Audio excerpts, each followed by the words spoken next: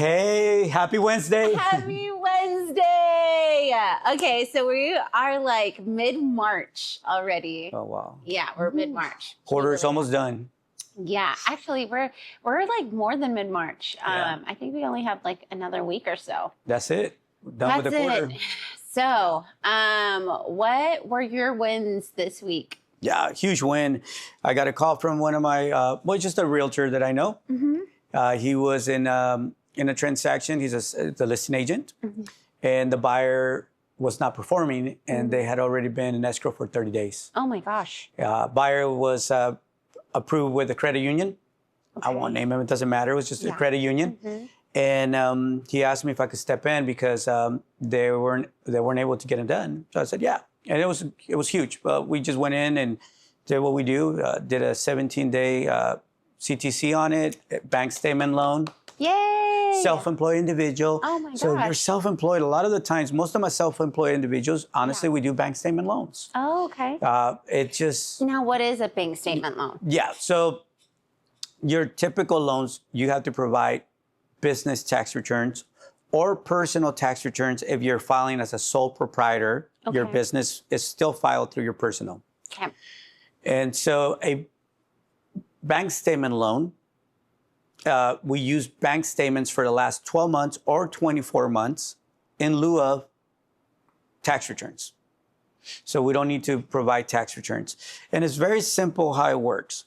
So the lender, when I say the lender, that's not me, that's where we go sell the loan, will review the bank statements, add all the deposits the business has, total them, and then divide them by 12 to come out with a monthly deposit average. So I have a question. Yeah. What if, let's just say, I had a business and I wanted to do a bank statement loan. Those deposits that get put into the business bank account, Yes. does it have to appear like as a check or like as a wire to there? Or what if I transferred money from my personal account to the business checking account? Does that act as a deposit, or does that not count? That's a good question, and that happens a lot. So transfers from another account to your account do not count as business deposits or deposits unless that deposit that you're transferring was a business deposit or was money from the business, and you're moving it from one account to another to make sure it falls into the correct account. So, for example, let's say you got paid, because I do have business owners that still deposit some of the funds into their personal accounts, and then that money is business money. They want to move it into the business account. That would count as business money as long as we can allocate where it came from and what it was for. Okay. So my next question, what if, let's just say, for example, let's just say I got a $30,000 real estate agent commission to my personal bank account. Right. And I had a business account where I only wanted to deposit $15,000 of that $30,000. Does that count, or how does that work? Yeah, that would count because the money's coming from your business. You just allocated it to your personal account first, and then you transfer money into your business account. In fact, we can count the full deposit that you deposit into your personal, because we could do also 12 months bank statements on personal. And we just have to figure out which deposits are actually your business deposits and which are your personal deposits. And so we go through it, and we can also take app deposits. So if somebody's paying you with Zelle, any app, as long as we can allocate the money's coming from your business, or money your business is making. So we do see transfers being done from one account to another, just like real estate agents may deposit their check into their personal and later on transfer into their business account. So yeah. So it's an easier way. Honestly, most business owners qualify with bank statements. The reason is nobody wants to pay, well, we want to pay our taxes, obviously, but we want to pay as little as possible. you know. And what we see in business accounts typically is a lot of write-offs, you know, expenses. And then the bottom line may show a real small number, and that's what the owner made for that year, okay? And that number could be anything like 40, 50, 60,000. I'm just making a number up at this point. But when we look at their deposits, we could see an average of $1 million a month.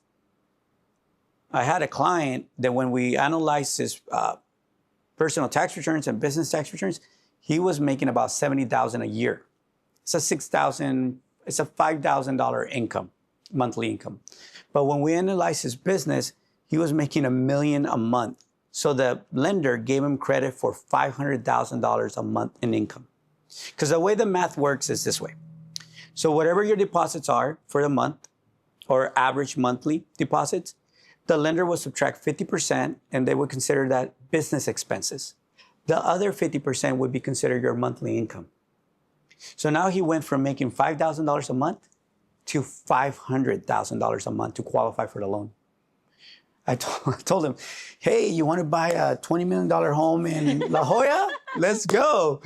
Let's go. He's like, no, I'm happy with $1 million home.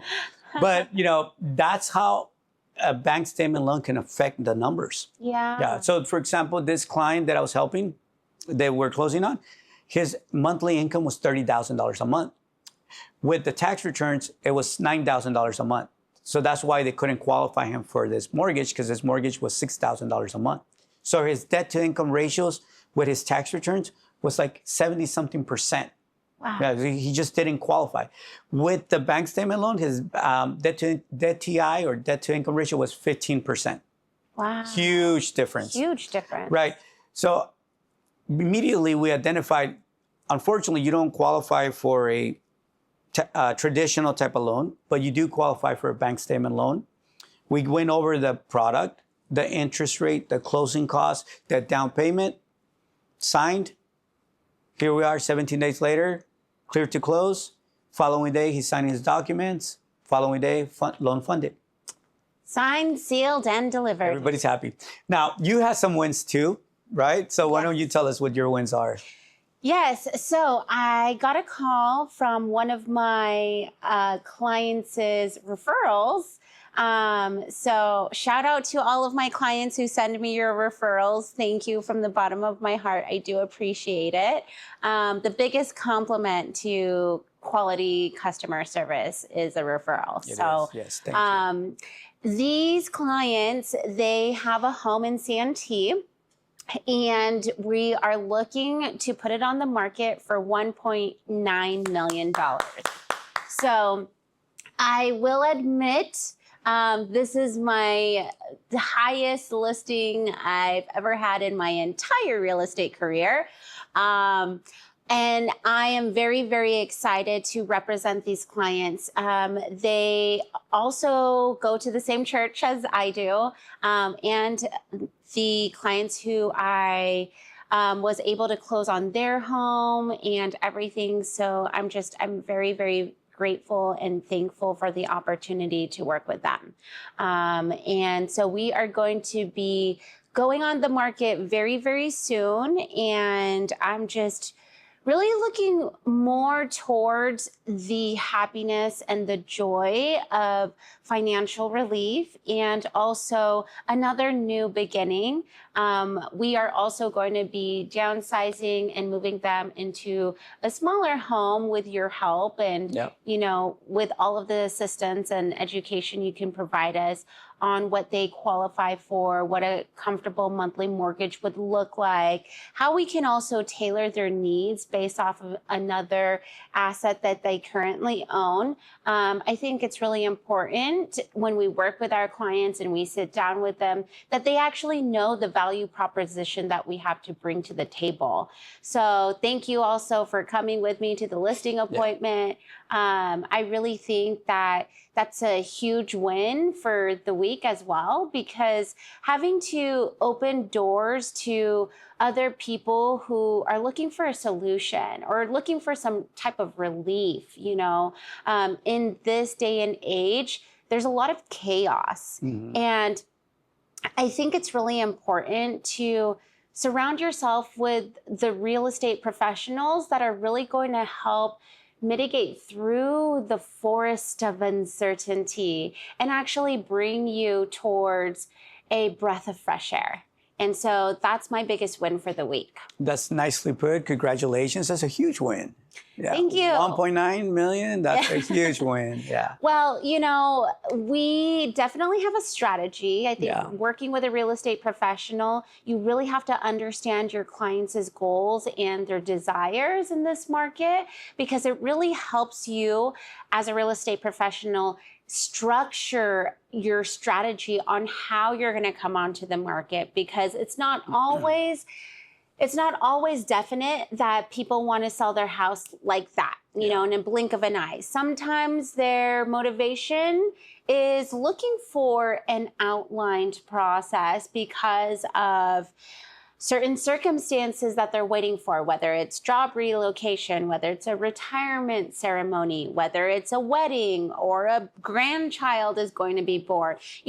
There's so many different family factors or even individual single factors that play into the part of actually outlining the timing. Because timing is everything. I'm sure you can agree, and I'm sure all of our audience can agree as well, that the reason why people pump their brakes or the reason why people put their foot on the gas and are ready for that speed is because of timing. So I can't stress this enough.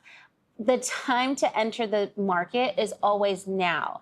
But the most certain thing that you have to understand is, what is your financial diagnosis? What does your anatomy look like as far as ownership? Is it better to rent at this time versus buy, or buy versus sell? Whatever the case may be, no matter the circumstance, teaming up with real estate professionals like us can really tailor a divisive plan that helps you take action now. Yeah. I love having a front row seat to our meetings, because some realtors don't do it the way we do it. Some mortgage consultants don't do it the way we do it. And so being there and being part of the process, watching you operate, I could see how much you put into your clients.